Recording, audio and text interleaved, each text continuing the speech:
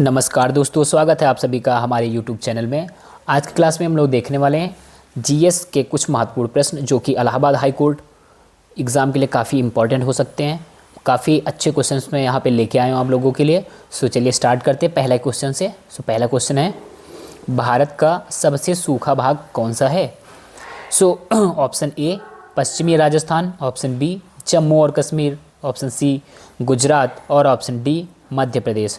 सबसे सूखे भाग की बात की जाए तो जैसे आपको पता है कि थार का मरुस्थल या थार रेगिस्तान कहाँ पे है? राजस्थान में। सूखा है, इसकी वजह से यहाँ पे थार का मरुस्थल भी है और यहाँ पे जो है ऑप्शन इसका हो जाएगा पश्चिमी राजस्थान। बात करते हैं यहाँ पे पश्चिमी राजस्थान में कोई स्पेसिफिक जगह जो बहुत ही ज़्यादा सूखी हो, उसका नाम निकल के आएगा जैसलमेर। ओके, जैसलमेर ये हो जाएगा जो अत्यधिक सूखा है। ठीक है।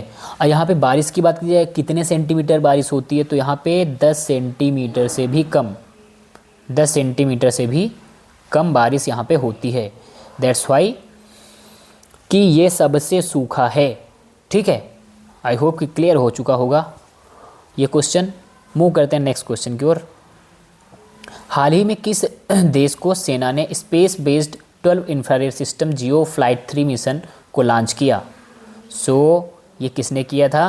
ये काफ़ी पुराना क्वेश्चन है दोस्तों, यहाँ पे करेंट का क्वेश्चन था ये। यहाँ पे भारत, नेपाल, भूटान या फिर America. Right answer of this question will be option D, which is America. ठीक है, moving to next question, question number 3। विश्व के सबसे डायनामिक शहरों में से, ठीक है, भारत के 6 शहरों ने जगह बनाई है। इन शहरों में सबसे पहले स्थान पर कौन सा शहर रहा है तो उसकी बात कर रहे हैं। तो आई होप कि आपको देखते ही आपको मालूम चला होगा यहाँ पे चीज़ें कि कौन सा शहर हो सकता है डायनामिक। अगर यहाँ पे मुंबई होता तो आप जाते वहाँ पे, बट मुंबई नहीं है।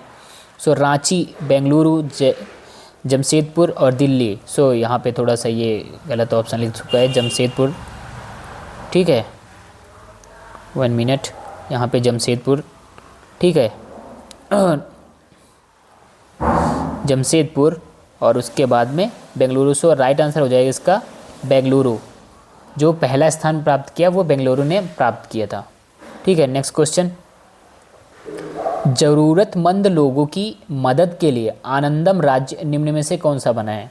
ठीक है, आनंदम राज्य किस राज्य को श्रेय दिया गया है? आनंदम राज्य का मध्य प्रदेश, बिहार, पंजाब या फिर झारखंड।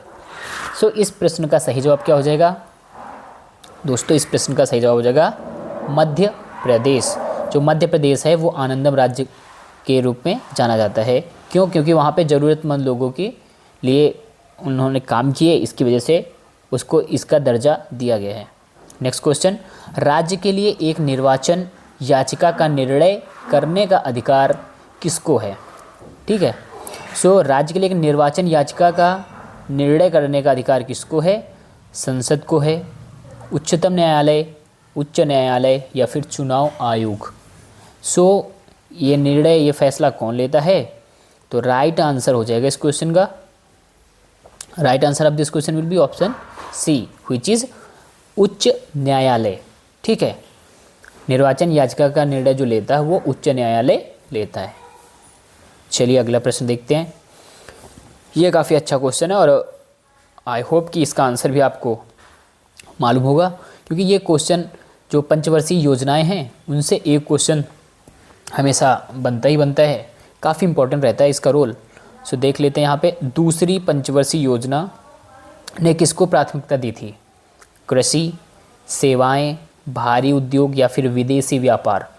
सॉरी, इस प्रश्न का सही जवाब क्या हो जाएगा? Option C is correct. ठीक है, भारी उद्योग। दूसरी पंचवर्षीय योजना ने किसको प्राथमिकता दी थी? तो भारी उद्योगों को। अगर यहीं पे बात कर ली जाए कि प्रथम यानी जो फर्स्ट थी उसने किसको प्राथमिकता दी थी, तो उसमें क्या था? एग्रीकल्चर। ठीक है, ये आपको याद कर लेना है। उसके लिए क्या था? ये एग्रीकल्चर था। आई होप कि क्लियर हो चुका होगा ये क्वेश्चन भी। अगला प्रश्न की तरफ बढ़ते हैं। स्वयं अपने से बात करने वाले को क्या कहते हैं? चलिए बताइए। आराम की नौकरी, स्वगतभाषी, निराशावादी या फिर फिलेंथ्रोपिस्ट। सो जो व्यक्ति या स्वयं अपने से बात करता है उसके लिए एक शब्द है, उसको क्या कहते हैं? स्वगतभाषी। ठीक है, आई होप कि ये क्लियर हो चुका होगा। Next question, Mumbai high. So काफ़ी अच्छा क्वेश्चन है ये। मुंबई हाई किससे संबंधित है? इस्पात से, पेट्रोलियम से, मकबरा से या फिर जूट या पटसन जिसको बोला जाता है उससे संबंधित है।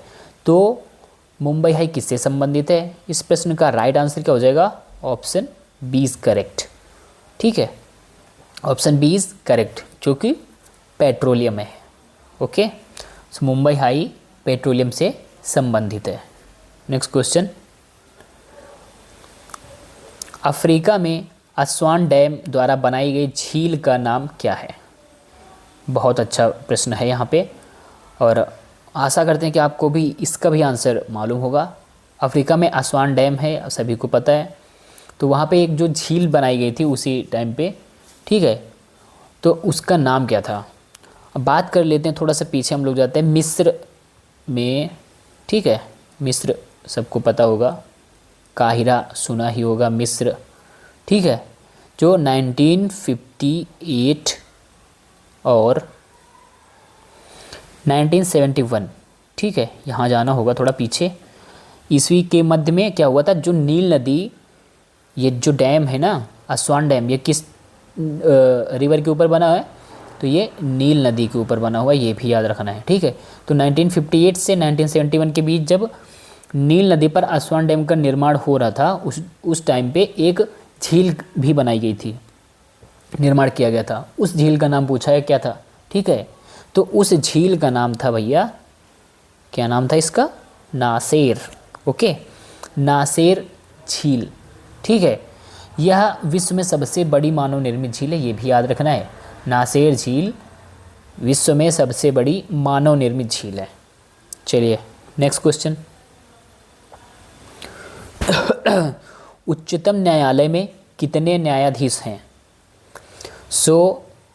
पहले 31 थे, उसके पहले और 25 थे, सारी चीज़ें अलग अलग थी। अभी की बात कर दी जाए, अभी कितने हैं? 33, ये याद रखना है। अभी बढ़ चुकी है संख्या, 33 हो चुकी है। 30 नहीं लगाना है, 31 नहीं लगाना है, 33 आपको पता होना चाहिए। Move in to next question, Bindusara के शासन के दौरान अशांति कहाँ थी? यानी कि सबसे ज़्यादा गड़बड़ी कहाँ पे चल रही थी बिंदुसार जब शासक था? उज्जैनी में, पुष्प कलावती में, तक्षशिला में या फिर राजपूत? यहाँ पे बात कर लेते हैं थोड़ा सा, तो राइट आंसर हो जाएगा इसका तक्षशिला। ठीक है, बिंदुसार जो शासन था उस समय सिंध प्रांत के उत्तरी पश्चिम क्षेत्र जो है तक्षशिला। ठीक है, कौन सा क्षेत्र है? तक्षशिला। यहाँ पे जो है अशांति चल रही थी। अब यहाँ पे अशांति चले तो उसने क्या किया था? कौन? बिंदुसार ने अपने बेटे को भेजा था। उनके बेटे का क्या नाम क्या था भाई? बिंदुसार के बच्चा जो था उसका क्या नाम था? अशोक। पता होगा सभी को। तो बिंदुसार का जो बेटा था अशोक, तो इसने क्या किया था? बिंदुसार ने जो विद्रोह चल रहा था तक्षशिला के आसपास, तो उसको कुचलने के लिए अशोक को भेजा था। ठीक है, ये थोड़ा सा याद होगा आपको। नेक्स्ट क्वेश्चन, किसी नदी घाटी के चौड़ा होने का कारण क्या है? चलिए, किसी नदी घाटी के चौड़ा होने का कारण क्या है? तो संक्षारण, पार्श्विक अपरदन, अपघर्षण या फिर द्रव चालित क्रिया। तो नदी घाटी के चौड़ा होने का कारण क्या है? सिंपल सा आंसर है इसका भूक्षरण। ओके, यानी कि जो मृदा अपरदन होता है, भूक्षरण होता है पृथ्वी करती, उसी से नदी घाटी चौड़ी होती है। ठीक है, ये भी आपको याद रखना है। चलिए नेक्स्ट क्वेश्चन सॉरी, भारत में राष्ट्रीयकृत बैंकों की संख्या कितनी है? भारत में राष्ट्रीयकृत बैंकों की संख्या पूछा है, काफ़ी अच्छा क्वेश्चन है। यहाँ पे 14 है, 12, 20 या फिर 22। सो अभी की बात कर दी जाए तो प्रेजेंट टाइम में कितनी है, तो 12 हो चुकी हैं।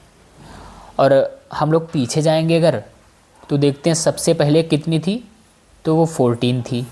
सबसे पहले 14 थी, ठीक है। जो सबसे पहले 14 वाणिज्यिक बैंकों का राष्ट्रीयकरण कब किया गया था, तो ये जो 14 बैंकें थी इनका राष्ट्रीयकरण किया गया था 19 जुलाई, ठीक है, 1969 को। ये 19 जुलाई 1969 को ये 14 बैंकों का राष्ट्रीयकरण किया गया था। देन 9 अगस्त 1969 को राष्ट्रपति ने अपनी मंजूरी दी और पुनः इनको 1980 में भारत सरकार ने धन वितरण यानी कि क्रेडिट जो डिलीवरी होती है उसके अंतर्गत क्या किया, अपनी पकड़ मजबूत करने के लिए, यानी कि अच्छी पकड़ हो जाए इस पे, इसके लिए क्या किया, 6 और बैंकों का निर्माण कर दिया था। सो टोटल 14 + 6 उस टाइम पे कितनी हो गई थी, 20। ओके, तो टोटल 20 हो गई थी उस टाइम पे। बट अगेन अगर बात की जाए तो अब कितनी है प्रेजेंट टाइम में, 12। ठीक है, ये याद रखना है। स्टार्टिंग के टाइम पे भी 14 थी और अभी 12 बची हैं।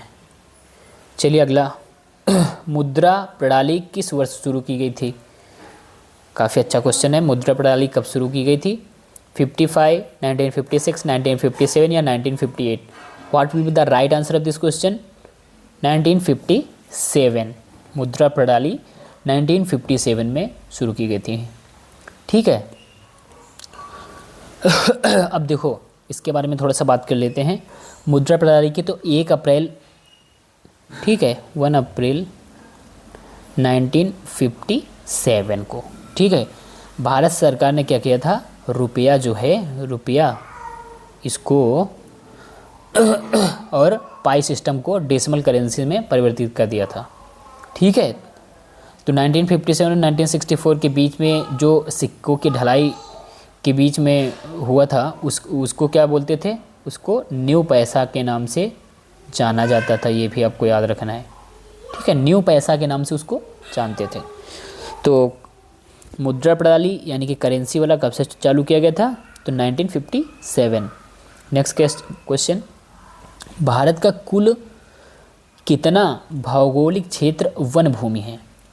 भारत का कुल कितना भौगोलिक क्षेत्र वन भूमि है।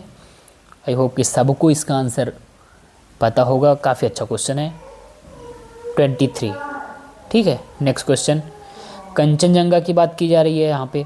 कंचनजंगा राष्ट्रीय पार्क कहाँ पे स्थित है, उत्तर प्रदेश में, पश्चिम बंगाल में, सिक्किम में या फिर जम्मू और कश्मीर में।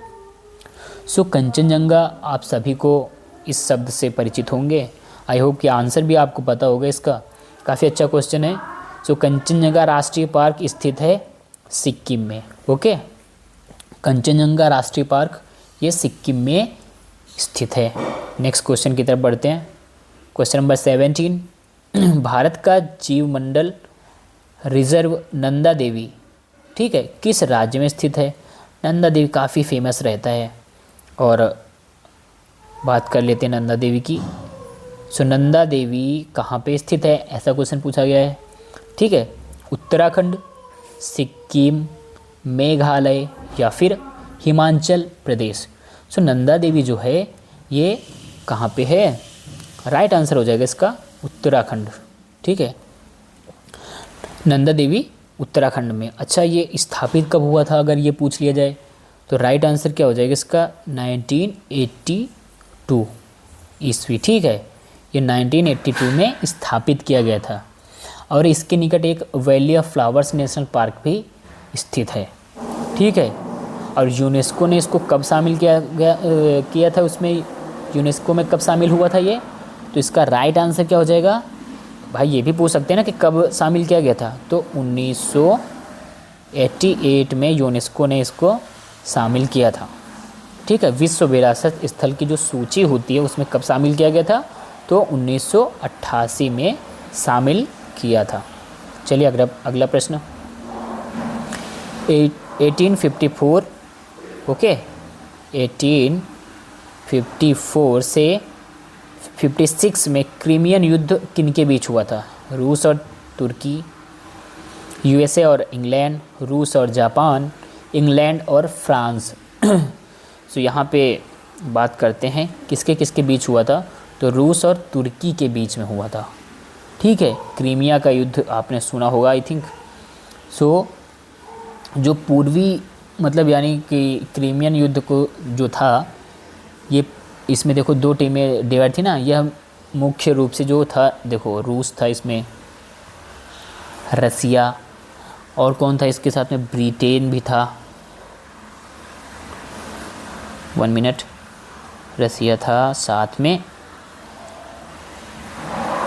ब्रिटेन था, फ्रांस था इसके साथ में, फ्रांस के साथ में ऑटोमन साम्राज्य था, और कौन था इसके साथ में, टर्की, ठीक है, और सार्डिनिया, ये सब थे। ठीक है, और ये कहाँ पे हुआ था युद्ध? मध्य क्रीमियन में। क्रीमिया का जो क्षेत्र है, मध्य क्रीमिया का जो क्षेत्र है, वहाँ पे ये लड़ाई लड़ी गई थी। ओके, चलो अगला प्रश्न। तो मुख्य रूप से आपको ये याद रखना है कि क्रीमिया का युद्ध किसके किसके बीच हुआ था? रूस और तुर्की के बीच हुआ था, बस। अगला प्रश्न, लास्ट सपर, ये काफ़ी फेमस कृति है और किसकी है ये आपको बताना है। लास्ट सपर किसकी कृति है? तो Michelangelo, Titian, Leonardo da Vinci या फिर राफेल। तो right answer will be Leonardo da Vinci. ठीक है, moving to next question. Varahamihira कौन थे? काफ़ी अच्छा क्वेश्चन है। वराह मिहिर कौन थे? सो एक एस्ट्रोनॉट थे, लेखक थे, कीमियागीर थे या फिर एस्ट्रोनॉमर थे। सो बेसिकली बात की जाए वराह मिहिर की, तो ये एक एस्ट्रोनॉमर थे। ठीक है, यानी कि खगोलविद। एस्ट्रोनॉमर मतलब होता है खगोलविद। ठीक है, खगोलविद थे। साथ ही साथ और क्या थे? ये एक गणितज्ञ थे, ये गणितज्ञ भी थे, इसी के साथ ये ज्योतिषी भी थे। ठीक है, ये इनके अंदर कई क्वालिटीज़ थी। अगला प्रश्न, किसी मरु क्षेत्र में मृदा अपरदन को रोका जा सकता है किससे? यानी कि जैसे मिट्टी का कटाव हो रहा है, उसको कैसे हम लोग रोक सकते हैं, वो पूछा गया यहाँ पे। तो परिरेखा, ईल चालन द्वारा, खेती को खाद का प्रयोग करके, पेड़ लगाकर, या फिर फसल आवर्तन द्वारा। तो कैसे रोक सकते हैं? तो सिंपल सी बात है भाई, पेड़ लगा करके, यानी वनारोपण द्वारा जो है किसी मरु क्षेत्र में मृदा अपरदन को रोका जा सकता है। ओके, अगले प्रश्न की तरफ बढ़ते हैं। भारत में तेल की परिष्करणशाला कहाँ स्थापित की गई थी? जो पहली तेल शोधनशाला थी वो कहाँ पे स्थापित की गई थी, ये पूछा गया क्वेश्चन में। सो बरौनी, विशाखापत्तनम, डिगबोई या फिर Mumbai. So right answer of this question will be option C, which is Digboi. Okay, sorry.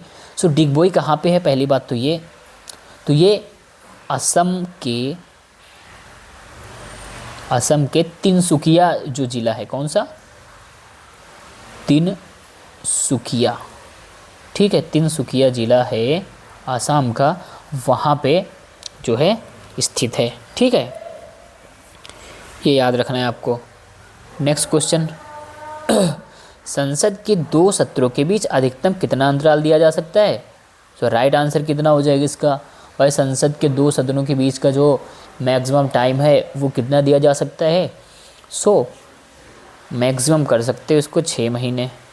ठीक है, नेक्स्ट क्वेश्चन, संविधान में मूल कर्तव्य कब स्थापित किए गए थे? मूल कर्तव्य कब जोड़े गए थे?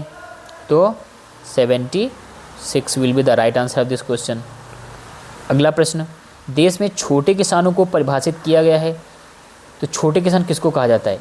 1 हेक्टेयर से कम वे किसान जिनके पास जोत क्षेत्र हैं, 1 से 2 हेक्टेयर वाले किसान, या फिर 2 से 3 हेक्टेयर वाले, या फिर 3 से 4 हेक्टेयर वाले। तो भाई देखो, देश में जो छोटे किसानों को परिभाषित किया जाता है वो किससे किया जाता है, जिनकी खेती जो है भाई 1 से 2 हेक्टेयर है। ओके, नेक्स्ट क्वेश्चन, नवीनतम पुस्तक द कराची डिसेप्शन के लेखक कौन है? विक्रम आहूजा, सिद्धार्थ थोरार, अभिमन्यु सिंह या फिर Shatrujit Nath. So right answer हो जाएगा भाई Shatrujit Nath. Okay, next question, 1 second, what the hell is going on. Okay, so next question आ चुके हैं हम लोग। अगेन, मुंबई हाई किससे संबंधित है? मुंबई हाई, इस्पात, पेट्रोलियम, मकबरा या फिर जूट पटसन। आई थिंक ये क्वेश्चन रिपीट हो रहा है, पर कोई नहीं, एक बार पढ़ लेते हैं। Petroleum will be the right answer of this question. फिर से, बिंदुसार के शासन के दौरान अशांति कहाँ थी? तो तक्षशिला में थी, उज्जैनी, पुष्कलावती या फिर राजपूत। तो राइट आंसर हो जाएगा तक्षशिला। Okay, next question. जी हाँ, ये अच्छा क्वेश्चन है। जो गंधार कला मिश्रण थी वो क्या थी? मूर्ति कलाओं और भारतीय और यूनानी शैलियों का, मूर्ति कलाओं की भारतीय और चीनी शैलियों का, मूर्ति कलाओं की भारतीय और फारसी शैलियों का, इनमें से कोई नहीं। What will be the right answer of this question? मूर्ति कलाओं को भारतीय और यूनानी शैलियों का। ठीक है, जो गांधार कला थी तो भारतीय और यूनानी शैलियों का मिश्रण थी। ठीक है, next question. Next question, Mohammad Gawan के राज्य में एक प्रसिद्ध वजीर और वकील कौन थे? कश्मीर, मैसूर, बाहमनी या फिर गुजराती। सो ये जो थे, ये कौन थे? बाहमनी जो थे वो थे। ठीक है, एक वजीर और वकील थे। नेक्स्ट क्वेश्चन, गृहस्थियों द्वारा खरीदी गई उपभोक्ता वस्तुओं तथा सेवाओं को क्या कहते हैं? जीवन निर्वाह की लागत का सूचकांक, थोक कीमत सूचकांक, उपभोक्ता कीमत सूचकांक या फिर मानव विकास सूचकांक। इस क्वेश्चन का सही प्रश्न क्या हो जाएगा? उपभोक्ता कीमत सूचकांक। ठीक है, नेक्स्ट क्वेश्चन, अल्पाधिकार में क्या होता है? अल्पाधिकार जो होता है इसमें क्या होता है? 1 मिनट। अल्पाधिकार में क्या होता है? एक विक्रेता, कुछ विक्रेता, 2 या फिर 3 विक्रेता। तो अल्पाधिकार में होते हैं कुछ विक्रेता। Moving to next question, Bharat में राष्ट्रीय आय का आकलन किससे किया जाता है? ठीक है, व्यय विधि द्वारा, उत्पाद और आय विधियों द्वारा, उत्पाद विधि द्वारा, आय विधि द्वारा। सो किससे होता है ये? उत्पाद विधि द्वारा। नेक्स्ट क्वेश्चन, किसी उत्पादक फर्म के लिए अल्पकाल में नियत लागत क्या होती है? किसी उत्पादक फर्म के लिए अल्पकाल में नियत लागत क्या होती है? तो ये क्या रहती है भाई? सदा स्थिर रहती है। अगला प्रश्न, फासीवाद विश्वास किसमें करता था? विखंडित अनेक दलों की प्रणाली में, प्रबल अनेक दलों की प्रणाली में, एक दल की प्रणाली में या फिर सभी दलों की प्रणाली में? इस प्रश्न का सही जवाब क्या हो जाएगा? तो जो फासीवाद था वो क्या था भाई? एक दल की प्रणाली में विश्वास करता था। नेक्स्ट क्वेश्चन, निम्न में से कौन सा आयोग संवैधानिक निकाय नहीं है? तो भाई